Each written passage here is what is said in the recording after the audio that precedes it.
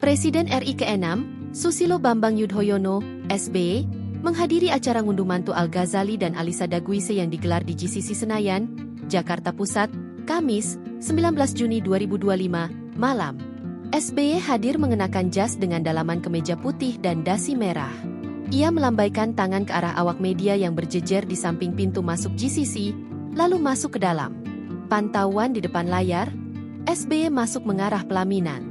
SBY menyalami Al-Ghazali dan Alisa, serta Mulan Jamila dan Ahmad Dhani, serta orang tua Alisa, Richard Vincent Daguise dan Risa Dewi, yang ada di atas pelaminan. SBY kemudian berfoto bersama dengan mereka yang ada di pelaminan. Ada pula Ketua Partai Nasdem, Surya Paloh, yang turut hadir dalam acara unduh mantu dan foto bersama dengan SBY.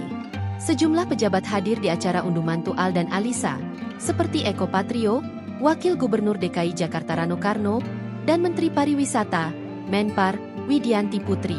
Mereka yang hadir di acara unduh mantu Al dan Alisa disambut di pintu masuk dengan reok Ponorogo, yang merupakan kesenian berasal dari Kabupaten Ponorogo, Jawa Timur. Rata-rata tamu yang hadir menggunakan nuansa batik dan kebaya. Download Tribun X sekarang, menghadirkan lokal menjadi Indonesia.